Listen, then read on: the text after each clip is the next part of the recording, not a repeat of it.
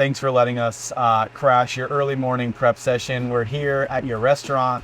Tell us just a little bit about the restaurant. Starting from where?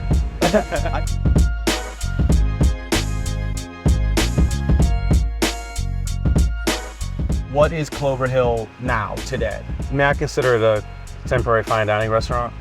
The food we do here is predominantly seafood based. We serve a wide range of things now. You know, highlight some vegetables where we can, also highlight some protein as well.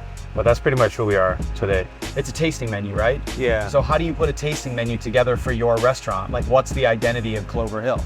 I knew when we first were introducing dinner service that I wanted to be predominantly like seafood based. It may seem that it's very like Japanese and French inspired, but it's kind of just like whatever we want to cook. You know, each menu is different. We change the menu seasonally. Each menu kind of feels a little bit different at the same time. You were in DC cooking. Yeah. You're from Michigan. Had you ever worked in New York City before prior to coming to open Clover Hill? I've been in New York City since 2016. I went to DC pretty much during the pandemic because New York was a ghost town, right? Yeah. I moved back 2021, and actually Clover Hill opened originally in 2019 under a different chef. It was a friend of mine. So that's how I was introduced to this place, to Clay, to Gabriel. But I was introduced as a cook at the time. And then, you know, COVID happens, DC, open another restaurant, and I just so happened to be unemployed at the time, and Clay was looking to reopen Clover Hill, and he hit me up, and we had a meeting, and the goals and stars aligned, and then we decided to reopen. So we're inside of your walk-in. I know the answer to this, but cut tape or rip tape? Cut. For you, what does cut tape represent? I learned it so early that it was just something I did because my chef told me to. Yeah. You know? But I mean, for me, it represents just like caring about the details and taking an extra second to like do what's right. You know, always taking that extra second. How do you organize and structure your restaurant? I think organization, you know, grants like clarity. A kitchen can become so chaotic so fast, you know? So I think having a sense of organization and direction really helps you weed through those tough moments. Also, when something goes wrong, you can really think clearly and just like problem solve. Yeah. Can you sum up your leadership style? Lead by example. Expound on that a little bit then. I'm a young chef, so like I'm here. You know, you understand that like the people underneath you are watching you, are they observing everything you do? So for me, it's about like making sure I practice what I preach, you know, when I'm in the presence of like my cooks, my team and everyone, and just try to lead by example so that they understand that everything that I'm trying to teach them, that I actually embrace those principles myself, you know. Hardest and or most stressful part of your job? You're like, how do I find, let me run down the list. I think managing people, you know, even as we're a 20-seat restaurant, but sometimes we have, you know, 20, 25 employees. So you know, managing all those personalities and life problems and curveballs, and everyone learns different. I think that's the hardest part. Why so many employees? Why is there like almost a 1-to-1 ratio? I mean, it's a lot of moving parts, like in this style of dining, the style of cooking we do, the style of service we do. You know, sometimes we have 8 people on the floor in a dining room. We're only 20 seats. Wow. And it's, you know, another 4 of us in the kitchen. So like, it adds up, but it's a lot of details, it's a lot of small steps. You know, like the prep day here starts at 7 a.m. We don't open till 5:30. We just need the bodies, cover all the bases. There's 4 of you, right? There's 4 cooks? Yeah. Do you prep out your own station, basically? So a lot of it is because the space here is interesting, you know, so we have to stagger certain prep because we don't have a lot of space. You know, we only have 6 burners upstairs. So the stocks and the bases need to be made in the morning, like the cooks come in later and make like a finished product. Like otherwise there's not enough space on the stove for us to get it all done at once. People are waiting around to and do it becomes something. like a traffic jam on the stove. So that's a big part of it. And also getting in orders and organization, that stuff needs to be done at the top part of the day so that when the PM cooks get in here, there's not like, you know, a traffic jam in a walk-in or a cluster in a walk-in, you know. So you need to like stagger like, okay, receiving large projects, you know, some of the baking things get done in the morning, and then people come in at night and do a lot of like protein fabrication, finished projects, purees and things like that. Do people come in to stage and see the spiral staircase and then decide they don't want to work here anymore? Yes, but they're never honest about it. But you can tell the way that they tiptoe up and down that they're like really uncomfortable. It feels a little treacherous. Do you get your deliveries through the front door and they have to go downstairs? We get both. So the good ones come around back, but some of the stubborn ones, like they just come through the front. And you're like, I gotta haul all this shit down the spiral staircase. Yeah. That's one of the things that you cannot really change that about this restaurant. It is the footprint. Yeah. Is there anything else about like the physical nature or the build out of the restaurant that if you could, you would want to change it? I mean, I think the stairs is the biggest one. And it's not really about orders or prep day or about the cooks at all. What it is about in dinner service, you know, everything that's dirty got to come down, everything clean has to come up. Our wine cellar is down here, and they all have to go through the kitchen.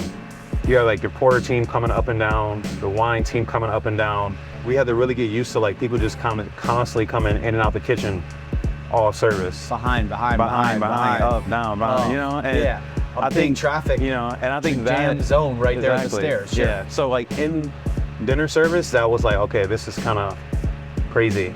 So I had to get used to that. But that's one thing where I'm like, okay, that will be the one to change.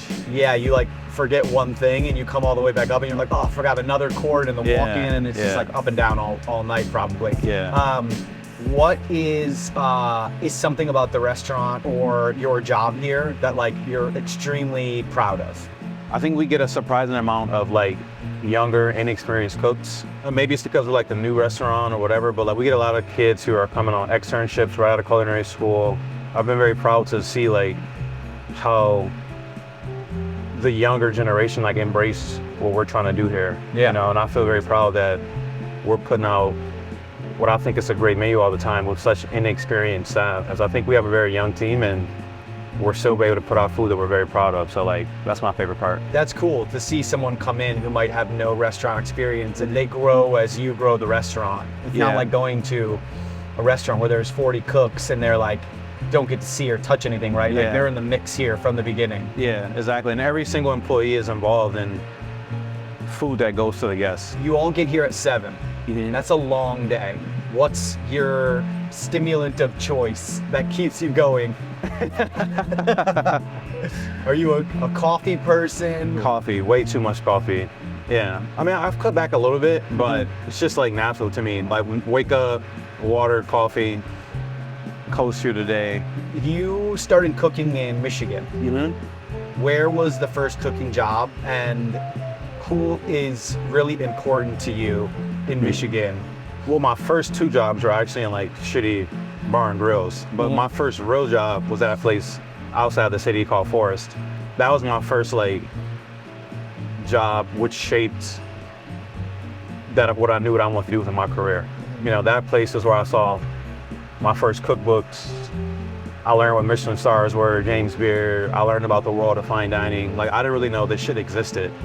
You know what I mean? Like, in Detroit, like there was no fine dining. The first time I saw 11 Madison Park cookbook, I was like, what is this? You know what I'm saying? So that job really put me on a path that really helped me focus. Did you seek out Forest because you thought that you wanted to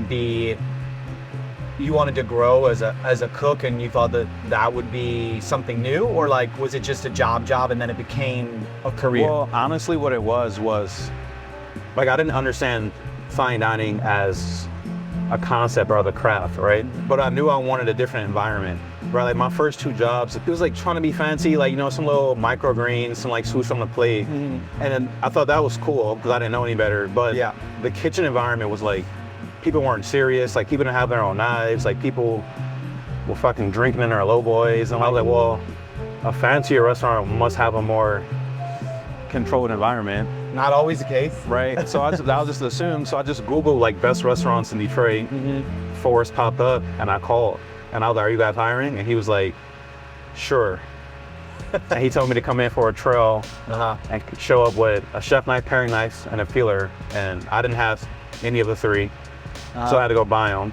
Okay. And then I showed up and was like, it was just like a totally different speed. You passed the first test. The first test was, are you serious enough to buy the tools that you need? Exactly. Right. So like this is what I've been looking for, or was it a slow build? Yeah, it was immediately. Immediately. I remember like my friend, I'm still friends with this guy to this day, but like I walked in and my chef like, all right, you're gonna help this kid. And I'm like, okay. So I go over to him and I'm like, can I help? And he was like, not really, I'm just straining this consomme.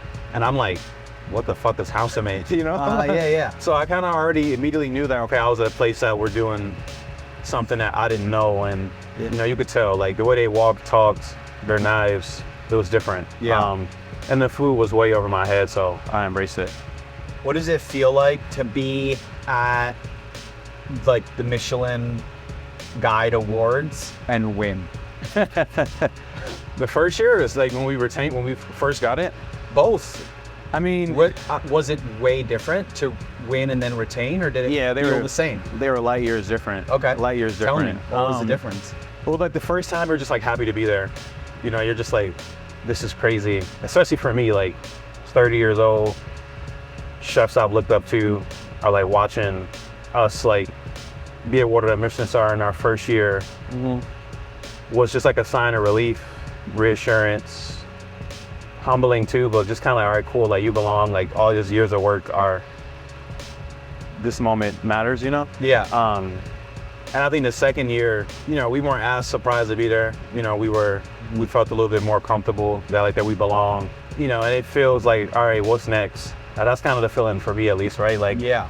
you know, you get that high of winning that first one, and the second one is like, all right, like, it's not the same high. Like, it's great, you know, but it's not the same feeling. You're at the top of the food chain here. So Yeah. like, what do you do to improve your leadership style and also just like expanding your culinary horizons? Like, how do you do all those things when you're here at 7 in the morning every day? I think for me, it's about understanding that this is my first chef job, and I think I spend a lot of time thinking about like how it operates, the format, and how consistent it is and efficient it is. Like, and just trying to grow that part of it and be a better manager and leader. You know? And then on the food side, I try to eat more. You know, when you're a cook, you don't have time to go out to restaurants. You can't afford to go out to restaurants. You kind of are just buried in like cooking. And I think for me, it's about, you know, working on my palate, opening my mind to different ingredients. And I think I'm okay, 10 years from now, what do I want to be known for? How am I going to be a better cook in 10 years than I am today, you know? And that's the hard part. But I still like read cookbooks, try to like open my mind to new techniques. But I think eating is the most important thing for me right now at this stage, yeah. About this entire like Clover Hill journey, what is something that just completely you would have never seen it coming that you learned about yourself or about the restaurant? That like chefs need to be handymen. Like that shit is like underrated, yo. Yeah. Like they don't tell you that, you know? Cause like cooks are like, it's broken. And I'm like, damn, every day something's broken or falling off or this and that. And like, they look at me like, yeah, I'm supposed to know how to fix it. And I'm like, I cook. You know? That caught me off guard. And just like how many moving parts it is, you know? Like I used to be in restaurants, I'm like, why do they have 5 sous chefs? Like, what's the point? Like, the chef should do everything. That's how you look at it when you're a young cook and you're like, stupid, right? Totally. And then you get here and I'm like, oh, like, there's so many moving parts. I had the hardest time getting the trash picked up here. Like my trash company was like, wouldn't come on schedule, or they wouldn't take everything, or like they let the bags burst on a corner, and I'm like fucking deck brushing a corner, and I'm like, yo, look, I thought this was all about truffles and caviar. Meanwhile, I'm deck brushing a corner in the Rolliman because they won't pick up the trash. Yeah. You know, so I think that at the beginning was like very eye-opening, like how much of a baby a restaurant really is, right? It's a living, breathing thing that you have to like take care of. And, you know, we think about the details on a plate. There's also so many details that go into like making sure the place exists. I saw a note on your walk-in door. Yeah. Who put that up? So the original chef put that up, and I never took it down because we worked together for some years. But so he put that up. The walk-in is like, it's that place where people want to get away with shit. You know, like you throw something in the corner, or you don't consolidate it, so you throw it away, and it's just like a reminder, like on the way out, like don't be lazy. What does it say? Do the right thing. Yeah. Right.